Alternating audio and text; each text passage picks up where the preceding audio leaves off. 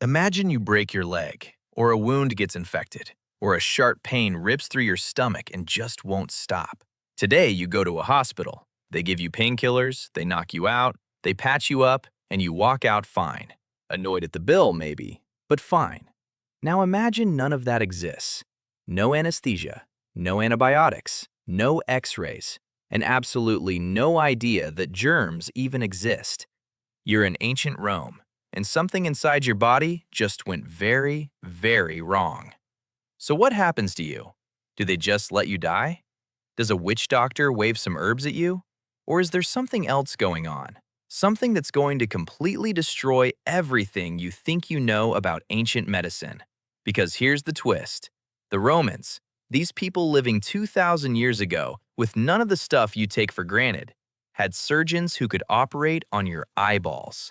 They had over 100 different surgical instruments, many of them nearly identical to the ones your doctor uses today. They had hospitals. They performed brain surgery. And at the very same time, those same doctors would tell you to cure your epilepsy by drinking the blood of a dead gladiator. Yeah, buckle up, because healing without medicine turns out to be one of the wildest, most brilliant, and most disturbing stories in all of history. And by the end of this video, you're going to have a strong opinion about whether you'd have survived it. Speaking of which, I want you to think about a question as we go and drop your answer in the comments. Would you let a Roman doctor operate on you, wide awake, if it was your only chance? Yes or no? I'll be reading the answers. And if you enjoy this kind of weird, real history, do me a favor and hit that like button. It genuinely helps this video reach more people who are just as curious as you. Now let's step into the Roman operating room. It is not for the faint of heart. First, let's kill the biggest myth right away, because it's stuck in everyone's head. The idea that Romans had no medicine is just flat out wrong. What they actually had was a bizarre cocktail of three very different things.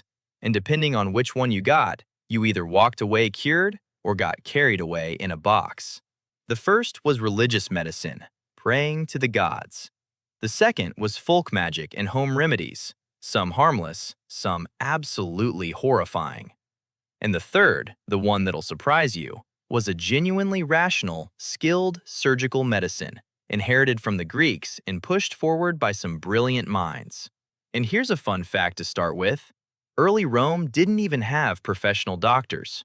For a long time, the head of the household, dad basically, was the family physician, dishing out home remedies passed down through the generations. Got a fever? Dad's got a weird herb for that. Real medicine arrived later, and it arrived from Greece, along with Greek doctors who actually knew what they were doing. The Romans, being ruthlessly practical, took one look at Greek knowledge and went, yeah, we'll have that. And that brings us to the man you need to know. His name was Galen. And to understand Roman medicine, you have to understand this guy, because his shadow hung over Western medicine for the next 1,500 years. That's not a typo. 15 centuries. This man's ideas outlived the Roman Empire itself.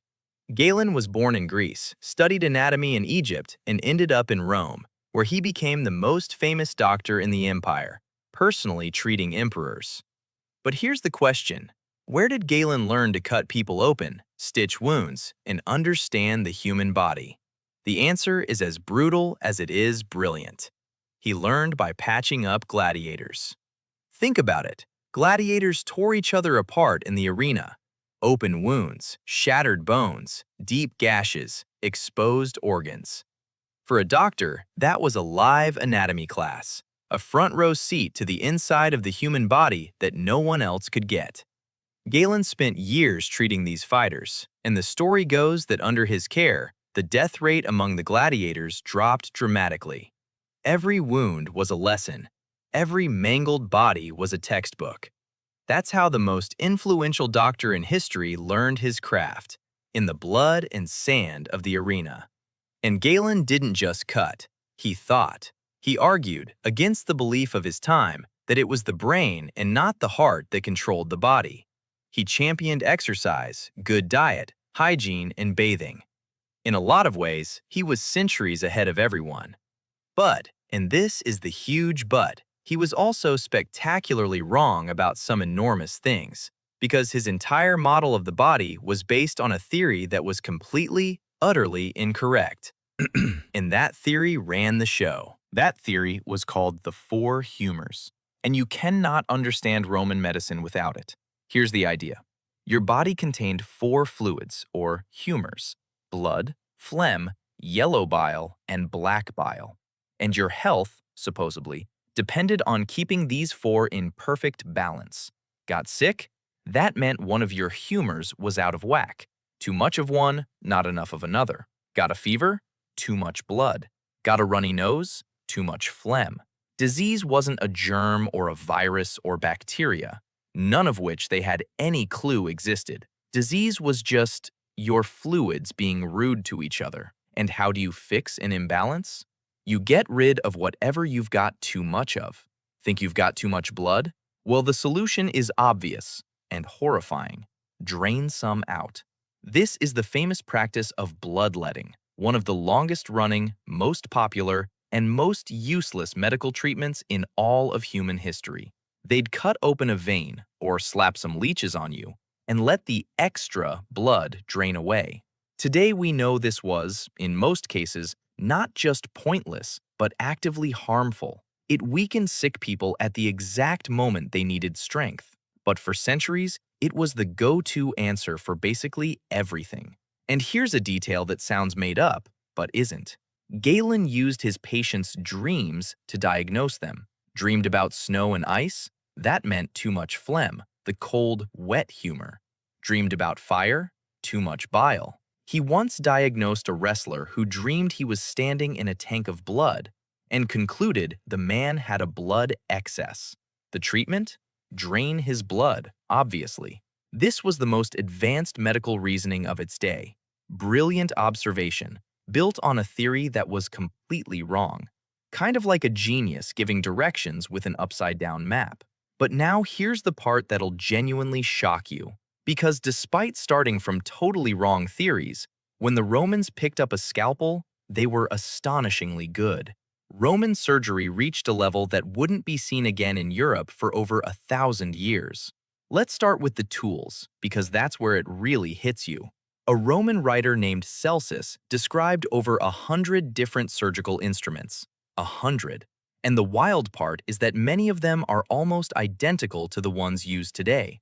Scalpels for cutting, catheters for draining fluid, forceps for gripping and pulling, tools for extracting teeth, fine hooks for holding back tendons and blood vessels during an operation, probes for exploring wounds. Some of these, the catheter, the speculum, have survived to this day pretty much unchanged. 2,000 years later, we're still using what they designed. Let that sink in. We know exactly what these looked like because a lot of them survived, buried under the ash of Vesuvius, just like the bodies. In Pompeii, archaeologists found a house they nicknamed the House of the Surgeon, precisely because of how many quality medical instruments turned up inside. It's one of the best snapshots we have of a first-century doctor's toolkit. And what did they do with all this? Operations you will not believe. They performed cataract surgery, sliding a fine needle into the eye to push aside the clouded lens and restore some vision. Insanely risky, sometimes caused blindness, but sometimes it worked, and it's the direct ancestor of modern eye surgery. They performed cesarean sections, and they did something even more jaw-dropping: brain surgery. Yes, surgery on the skull. Let's pause here because this deserves its moment. Roman surgeons could operate on crushed skull fractures. When someone took a brutal blow to the head and a piece of skull got pushed inward, pressing on the brain, Roman doctors knew what to do. They performed a technique called trepanation, drilling a hole into the skull with instruments made specifically for the job. The goal was to lift out the fragments of crushed bone and relieve the pressure on the brain. And here's the kicker. Some patients actually survived this. Skull surgery, no anesthesia, no germ theory, no clue what a bacterium was, and people lived through it. Quick pause because I know some of you are already wincing. Drop a dash in the comments if this is already blowing your mind, and stick around, because the grossest remedy is still coming at the end. Now, the obvious question, the one that's probably been torturing you this whole time. If they had no anesthesia, how on earth did the patient survive the pain? The answer is as brutal as you'd expect.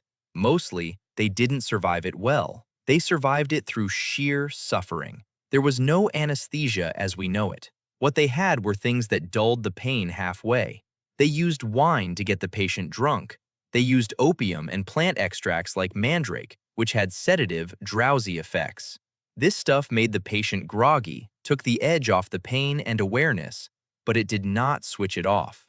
The person still felt it, a lot of it. That's why the writer Celsus laid out exactly what a good surgeon needed to be. He had to be young, with a strong, steady hand that never trembled. He needed excellent eyesight, and above all, he had to stay completely unmoved, unbothered by the patient's screams, not rushing, not cutting less than necessary out of pity, but doing his job as if the howling of the patient simply didn't exist. Just imagine that job description. Wanted, surgeon. Must be able to ignore a fully conscious human being screaming and thrashing while you cut into them. Steady hands, cold nerves, and apparently no soul. And that's exactly why Celsus insisted on one more thing.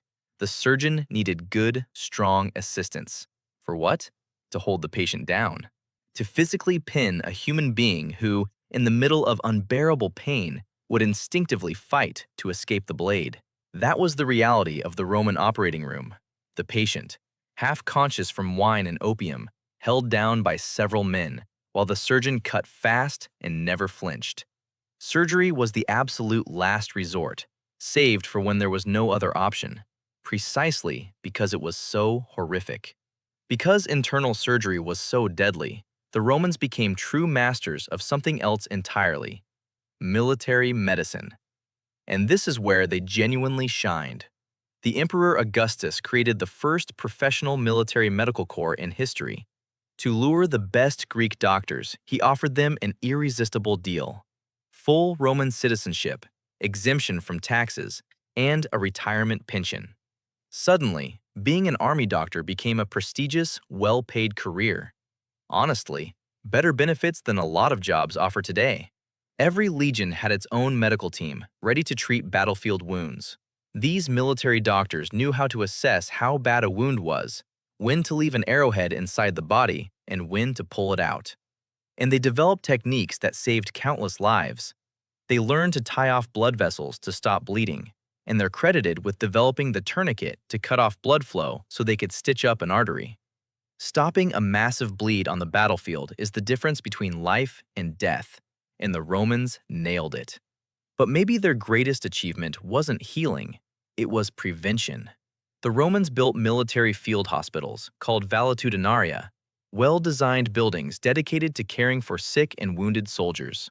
In one of them, near the German frontier, archaeologists found something extraordinary: ovens used to heat the surgical instruments. Do you realize what that means?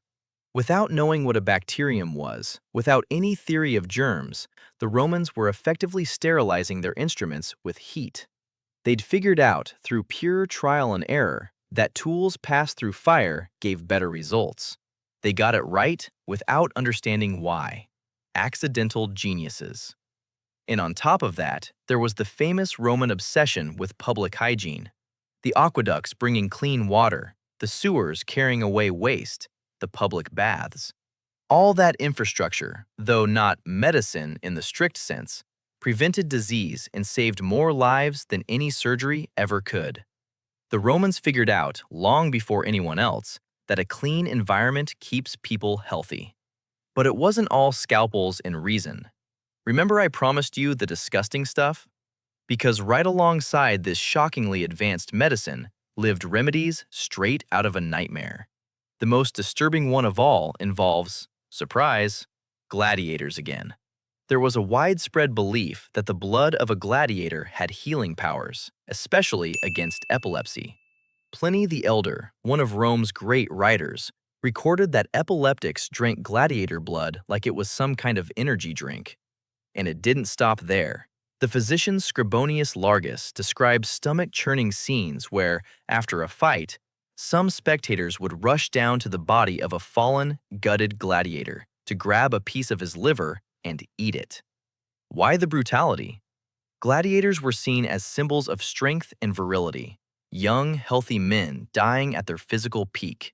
People believed that by consuming their blood or flesh, that raw life force would pass into the sick person. So yeah, their version of a health supplement was a dead athlete. And for those who couldn't afford a doctor or a hospital or fancy remedies, there was one last hope: the gods. Ordinary people flocked to the temples of Asclepius, the god of medicine, where they'd pray, sleep overnight in the sacred grounds, hoping the god would appear in a dream and heal them, and leave offerings shaped like the body part that was sick. For millions of Romans, the only medicine they could access was faith. But between the brilliant surgery and the gladiator blood, there was a huge middle ground: everyday home remedies. And this is where it gets both charming and completely bonkers. The Romans were obsessed with using plants and everyday substances to cure things. And here's the surprising bit: a lot of it actually worked. They used honey on wounds, which we now know genuinely has antibacterial properties.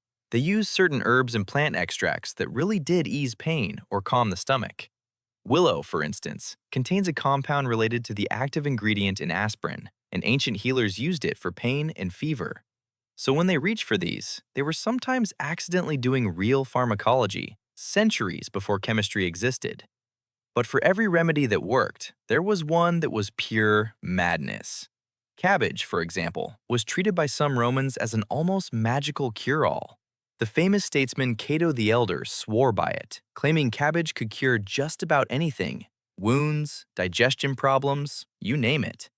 And how did you apply this miracle cure in some cases? Well, let's just say one recommended remedy involved the urine of someone who ate a lot of cabbage splashed onto the affected area. Yes, cabbage pee. As medicine. I told you it gets weird. They also had a deep faith in amulets and charms to ward off illness.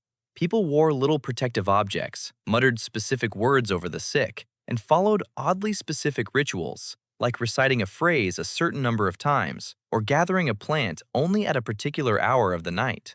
To us, it looks like superstition, and a lot of it was. But here's the thing: even the useless remedies did one real job. They gave people hope and a sense of control in a terrifying world where a scratch could kill you. Sometimes believing you're being healed is its own strange kind of medicine. The point is, Roman medicine wasn't just the surgeon in the temple. It was also the ordinary person in their kitchen, mixing honey and herbs and cabbage in prayer, throwing everything they had at an illness and hoping something stuck. Trial and error on a massive, everyday scale. And slowly, over centuries, the stuff that worked got remembered, and the stuff that didn't got quietly forgotten. So let's go back to the question we started with, now that you know the full, gruesome truth. How did the Romans heal without medicine? The answer is that they weren't without medicine at all, not even close. They had one of the most advanced medical systems in the ancient world, a jaw-dropping mix of light and darkness. On one side, surgeons with steady hands, operating on eyes and skulls, over 100 precision instruments, military hospitals, techniques to stop bleeding, fire-sterilized tools, and an obsession with public hygiene. On the other side, completely wrong theories about bodily fluids, bloodletting that killed more than it cured, diagnoses based on dreams, and remedies as gruesome as drinking a dead gladiator's blood. That's the great paradox of Roman medicine: brilliant and barbaric at the same time, sometimes in the same doctor, sometimes on the same day. A surgeon could save your life by stitching an artery in the morning and prescribe you a bloodletting or a magic amulet that left you weaker in the afternoon. And maybe the most fascinating part is realizing just how far they got while flying completely blind. Without knowing bacteria existed, they sterilized instruments. Without understanding the nervous system, they operated on brains. Without knowing how blood circulated, they tied off vessels to stop bleeding. They were stumbling through the dark, guided only by observation, experience, and trial and error. And yet, they got it right again and again. They built, piece by piece, the foundations of the medicine that 2,000 years later would save your life in a modern hospital. The Romans didn't heal without medicine. They healed with the medicine they managed to invent, in a world with the lights off, with steady hands and wide open minds. So the next time you get a shot, or a probe, or a sterilized instrument, remember, there's a little piece of Roman there, still working to save you. So, final answer time. Would you have let a Roman surgeon operate on you, wide awake, if it was your only shot at survival? Tell me yes or no in the comments, and tell me why. And if this video taught you something you didn't know, hit like and subscribe. I make these every week, and I'd love to have you around for the next one.